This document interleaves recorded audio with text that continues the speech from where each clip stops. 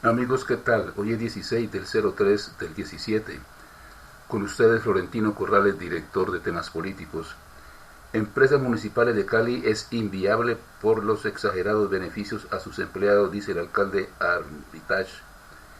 El alcalde de Cali, Mauricio Armitage, advirtió una reforma en la estructura de Cali para revisar los beneficios otorgados a empleados. Denuncian que compañía asesora de Encali es investigada por corrupción en Europa, por los altos costos de los beneficios otorgados a sus empleados y el elevado valor monetario de las prestaciones sociales. Encali no es una empresa viable a mediano y largo plazo. Así lo aseguró el alcalde de Cali, Mauricio Armitage, quien también argumentó que durante su administración se hará una profunda reestructuración a esta empresa de servicios públicos, ya que según él es absurdo y muy costoso que los empleados tengan beneficios educativos para sus familiares. Comillas, hay empleados que tienen derecho a que los hijos, nietos y bisnietos se puedan educar en cualquier universidad. Ninguna empresa aguanta con eso, y mucho menos una compañía en un país subdesarrollado como el nuestro, cierra comillas, agregó Armitage. Igualmente, el mandatario caleño puntualizó que cualquier empleado de Encali, por humilde que sea, le cuesta 9 millones por mes al municipio, y eso no tiene ninguna presentación para que una empresa sea viable en el mediano o largo plazo. Yo soy defensor de que a la gente hay que pagarle bien y que los empleados tengan beneficios, pero no tantos como lo que tienen los señores de Encali. Mauricio Armitage, alcalde de Cali. De acuerdo con Armitage, en estos momentos en Cali tiene 2.500 trabajadores y algunos no se han pasado a la ley 550, tienen retroactividad, cesantías y una cantidad de cosas que no permiten que esta empresa tenga viabilidad económica en el futuro, añadió. Además, el alcalde caleño manifestó que él pregona el buen trato a los empleados, pero no está de acuerdo con las políticas en esta materia desarrolladas por Encali. En temas políticos, presentamos el informe del director. Una alianza justa y necesaria. La alianza que ha surgido bajo el nombre de la iniciativa Unión por la Paz para trabajar por la consolidación del acuerdo de paz entre el gobierno y las FARC, suscrito con los ojos de la comunidad internacional encima, sobre su cumplimiento y verificación permanente por parte de Naciones Unidas, llena de esperanza a millones de colombianos. La integran organizaciones sociales, empresas privadas, la academia y sectores políticos plenamente identificados con la causa, en la búsqueda de constituir una gran plataforma ciudadana que propenda por un mejor futuro para el país. Desde luego que el compromiso se hace extensivo a las autoridades regionales para que el posconflicto tenga un desarrollo. Es que además de hacerle seguimiento a lo acordado y respaldado con la firma de quienes intervinieron en representación de los dos bandos, la alianza quiere hacerles acompañamiento a los diálogos con el ELN. En esta figuran personajes de la vida nacional ampliamente conocidos y respetados por su trayectoria, como el empresario Gonzalo Restrepo, el economista José Antonio Ocampo, el cineasta Sergio Cabrera, el expresidente Ernesto Samper y el exguerrillero León Valencia, entre otros de la veintena de suscriptores de esta agrupación, cuyo objetivo no es otro que sumar esfuerzos para construir la reconciliación entre los colombianos a partir de los acuerdos logrados en la mesa de diálogos de La Habana, suscrito finalmente por el presidente Juan Manuel Santos y Rodrigo Londoño, alias Timochenko, jefe máximo de esa insurgencia. La alianza además busca nuevos espacios de participación política e inclusión social y la reconstrucción del tejido social, económico e institucional severamente afectados por la ocurrencia de la violencia armada durante los últimos años.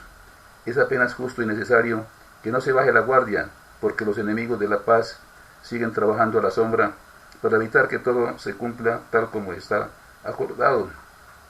Esos son los malos hijos de Colombia, que únicamente les interesa defender sus intereses a costa del futuro de la patria, que no les preocupa lo más mínimo porque crearon las empresas necesarias para dominar a los colombianos a su antojo, como sanguijuelas que succionan todo el tiempo hasta dejar inerme el elemento que los nutre y mantiene fuertes a costa del sufrimiento de todo un pueblo que creyó en sus propuestas. en temas políticos, este fue el informe del director. Muere el jefe de seguridad de alias Otoniel, líder del Clan del Golfo. Se trata de alias Ramiro Bigotes, quinto al mando de Dairo Antonio Úsuga, alias Otoniel. Por información que permitiera su captura se ofrecía una recompensa de 150 millones de pesos. El jefe de seguridad del hombre más buscado de Colombia murió en desarrollo de operativos liderados por la policía en el norte del país, según informaron este jueves fuentes oficiales al reportar el fallecimiento de Ramiro Bigotes, custodio del líder del Clan del Golfo. Fernando Oquendo Estrada no solo era el jefe de seguridad de Otoniel, Dairo Antonio Úsuga, sino también el principal cabecilla del narcotráfico en el departamento de Córdoba y en el Urabá antioqueño, dijo el ministro de Defensa Luis Carlos Villegas en rueda de prensa en Bogotá. Ramiro Bigotes murió este miércoles sobre las 4:30 de la tarde en el municipio de Valencia, en Córdoba, en el marco de la operación Agamenón, lanzada en 2015 para acabar con el Clan del Golfo, principal banda criminal de Colombia, explicó por su parte el director de la Policía General Jorge Hernando Nieto.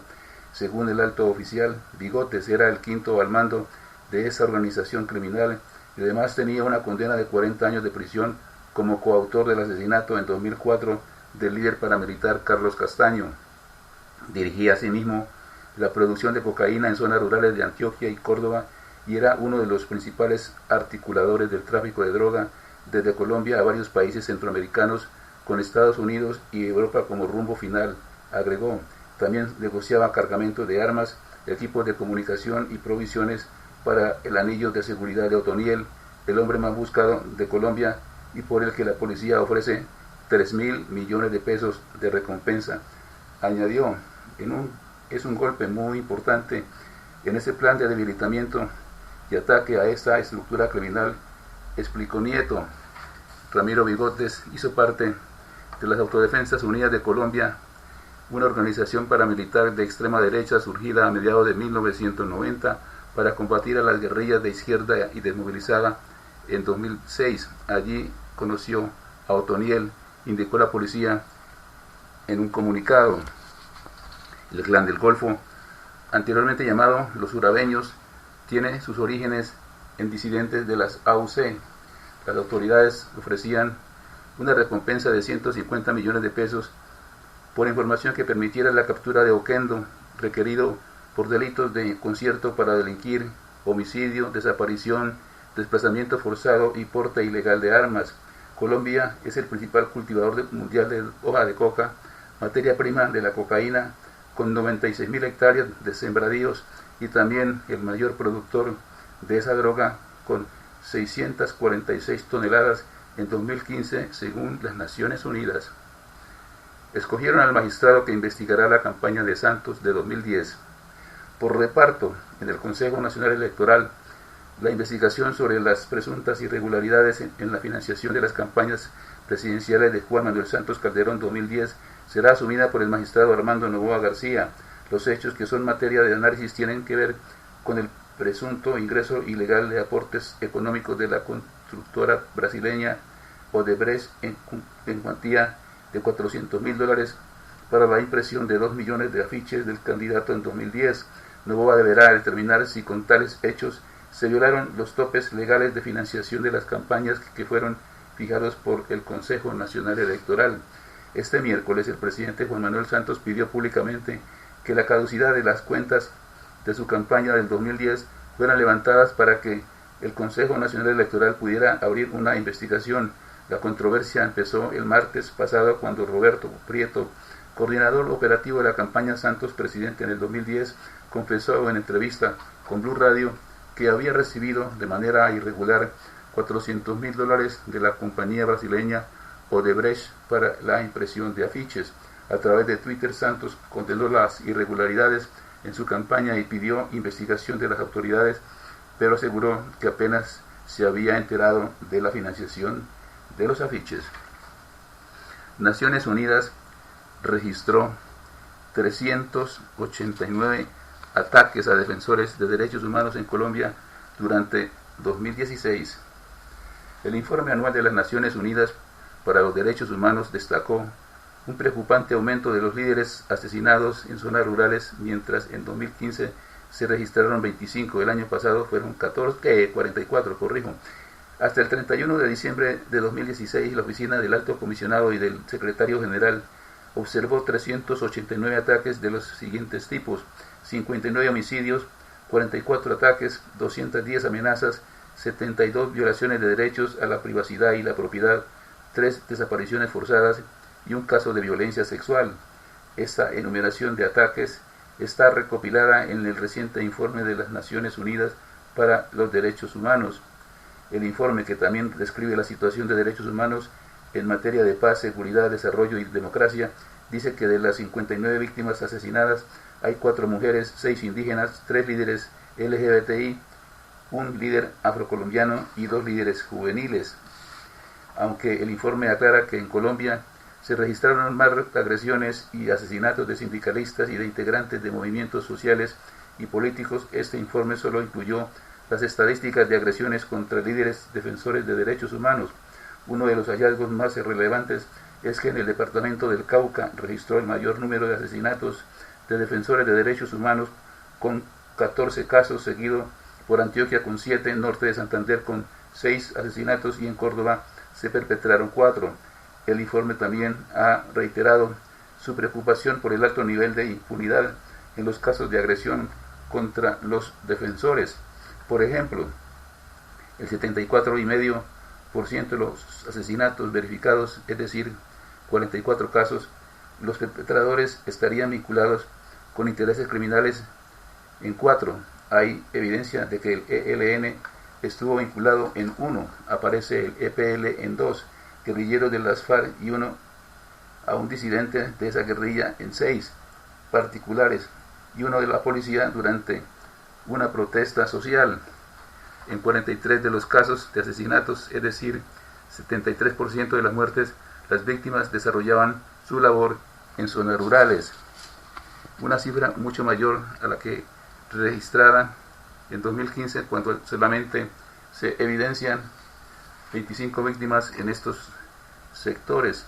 Según el informe, este aumento se debe a los vacíos de poder que han dejado las FARC, la escasa o débil presencia del Estado, la percepción que tienen los actores criminales que consideran que los defensores de derechos humanos afectan sus intereses, su estigmatización, el uso de la violencia de las autoridades y grupos ilegales para resolver disputas en las comunidades, la competencia entre grupos criminales por el control de actividades económicas ilegales y el limitado acceso a los derechos económicos, sociales y culturales.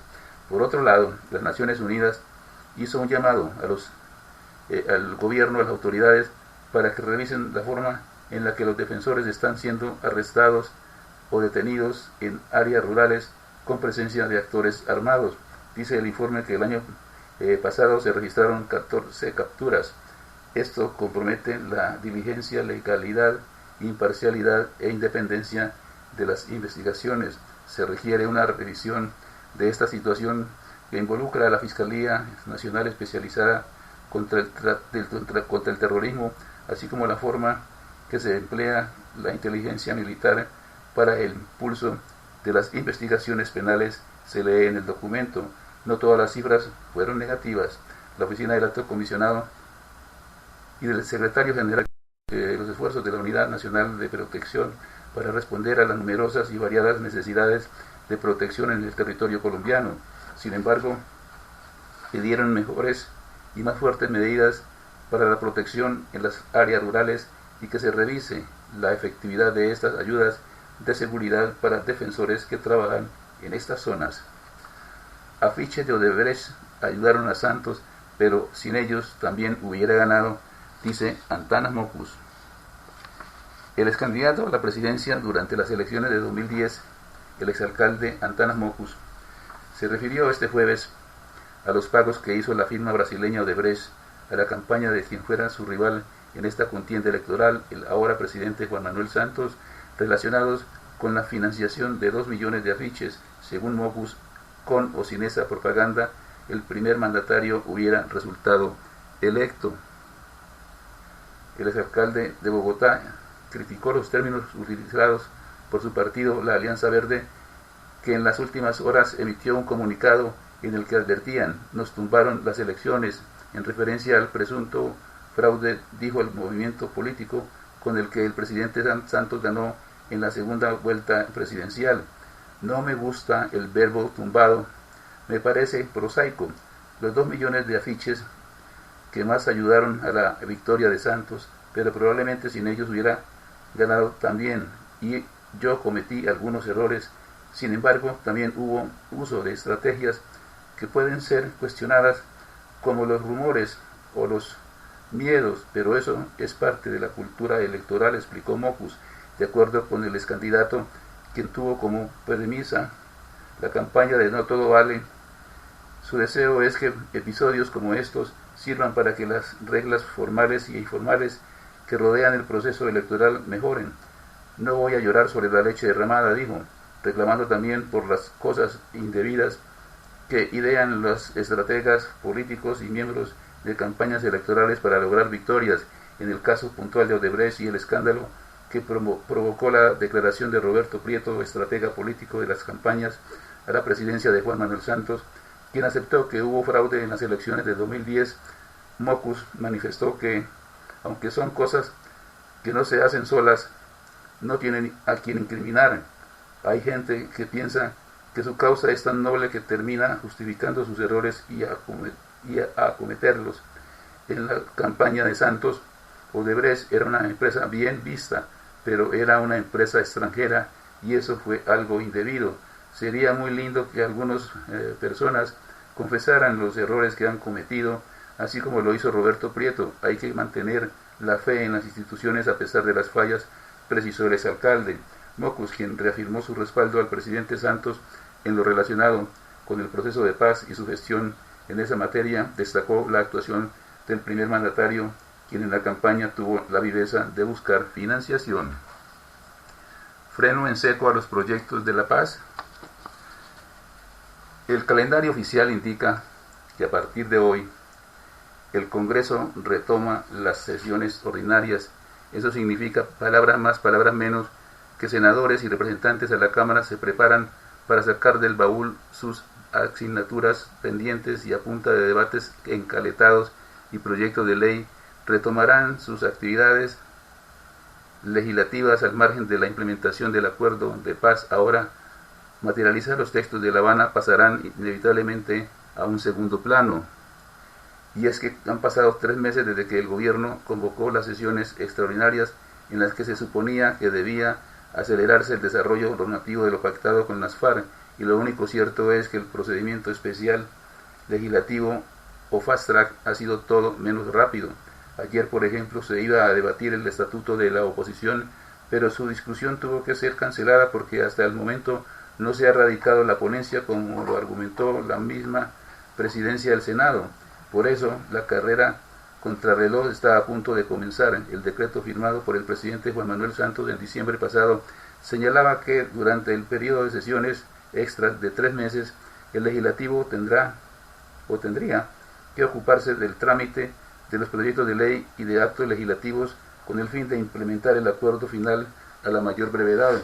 Pero la realidad demuestra que de casi una treintena de normas mínimas para proteger dicho acuerdo, apenas 3 lograron ser aprobadas en ese tiempo: la ley de amnistía, la participación de voceros de las FARC en el Capitolio y la Jurisdicción Especial de la Paz, cuyo proceso de conciliación aún está pendiente. Así que no sobran las advertencias. El presidente del Congreso, Mauricio Liscano, aclaró que aunque el fast track obliga a que en el orden del día deben priorizarse los asuntos de la paz, la presentación de los proyectos por el lado del gobierno ha sido lenta y hay semanas en las que no vamos porque no tenemos proyectos por estudiar. Nos anunciaron una gran cascada de iniciativas que realmente han sido muy pocas. La verdad, el Congreso ha estado más eficiente que el gobierno frente a acelerar el paso para implementar los acuerdos, enfatizó el senador de la U. De hecho, las principales prioridades ya empezaron a cambiar. Para el martes de la próxima semana, fue convocada a un debate de control político en la plenaria del Senado, liderado por el codirector del Partido Liberal, Horacio Serpa, sobre pobreza e inequidad social. Y el miércoles, el primer proyecto en el orden del día que se debatirá tiene que ver con la lucha contra la corrupción. Se trata de una iniciativa gubernamental que permite tomar medidas en asuntos de contratación de obras públicas y evitar cualquier tipo de manipulación en las licitaciones. Un evidente hecho que demuestra que la agenda política se empezó a voltear o a volcar hacia el principal tema de la campaña del año entrante. Otra de las amenazas que se acechan o que acechan la implementación de los acuerdos de La Habana. Hay un embotellamiento que se relaciona con el problema político en el Congreso, porque puede terminar priorizando las campañas electorales de 2018 sobre la implementación de los acuerdos, advirtió el representante del Polo, Alirio Uribe. Y lo más grave es que el Fast Track le quedan apenas 3 meses de vida hasta junio, según el acto legislativo para la paz. Estará vigente, y aunque es cierto que podrá ser proclamado o prorrogado por otros 6 meses, la campaña para las elecciones del año entrante ya se asoma, y con ellas el inevitable ausentismo legislativo, especialmente en el segundo semestre del año, pues las prioridades políticas de senadores y representantes estarán enfocadas en las regiones. Ya han surgido todo tipo de propuestas, como el cónclave legislativo para la paz. ¿De qué se trata? Básicamente de congregar a todas las bancadas parlamentarias de la llamada Unidad por la Paz, a funcionarios del gobierno e integrantes de las FARC, para acordar un calendario legislativo y lograr sacar al menos las leyes más urgentes que requieren los acuerdos para no poner en riesgo su implementación. Comillas, serían una especie de retiros espirituales legislativos, de tal forma que podamos decir que a finales de mayo la arquitectura legislativa la tengamos tramitada, cierra comillas, explicó la representante de la Alianza Verde, Ángela María Robledo, una de las promotoras de la iniciativa. En últimas, la legitimidad de los acuerdos con las FARC requerirá el mayor consenso posible entre las diferentes fuerzas políticas. No en vano, la Comisión de Seguimiento y Verificación no tramita nada en el Congreso sin antes ponerse de acuerdo frente a los proyectos más urgentes. El lío es que la demora en lograr tales consensos se ha convertido en la principal amenaza de la implementación de lo pactado con la guerrilla, y lo cierto es que el último salvavidas no puede quedar en manos del presidente Santos. Es de anotar y de recordar que el jefe de Estado está facultado para expedir decretos que permitan poner en práctica los acuerdos, pero hacerlo a diestra y siniestra enviaría un mal mensaje al país, que se autoproclama como uno de los más democráticos en la región. Quedan pues varios asuntos por debatir en materia de paz, pero el retorno del Congreso a sus actividades ordinarias se convertirá en un mediador de pulsos políticos. El Centro Democrático, por ejemplo, reclamará mayores espacios para abrir las discusiones en torno a asuntos ajenos a la paz, como abonar el escenario para desarrollar una campaña presidencial que le rinda honores al triunfo del no en el plebiscito por la paz del pasado 2 de octubre de 2016, y si el gobierno no acelera su paso, será sin duda el mayor perjudicado. El partido opositor colombiano pide rebajar las penas a los roces ocurrido a los reos por la visita papal. El partido colombiano de oposición Centro Democrático de derecha, fundado por el presidente Álvaro Uribe, pidió hoy que los presos condenados por delitos menos graves que los cometidos por miembros de las FARC vean sus penas reducidas con motivo de la visita papal. El proyecto de jubileo será presentado por el partido en el Congreso para otorgar rebajas de penas que beneficien a los miles de colombianos condenados y privados de la libertad por delitos menos graves que los cometidos por las FARC, indicó el Centro Democrático en un comunicado. La solicitud también se debe a lo que consideran el abuso del gobierno del presidente Juan Manuel Santos y las FARC de otorgar impunidad a los responsables de los delitos de lesa humanidad y crímenes atroces en el marco del acuerdo de paz. El Papa Francisco visitará Colombia entre el 6 y el 10 de septiembre con el objetivo de servir de misionero de la reconciliación en un viaje apostólico que lo llevará a Bogotá, Villavicencio, Medellín y Cartagena de Indias. Hasta aquí temas políticos.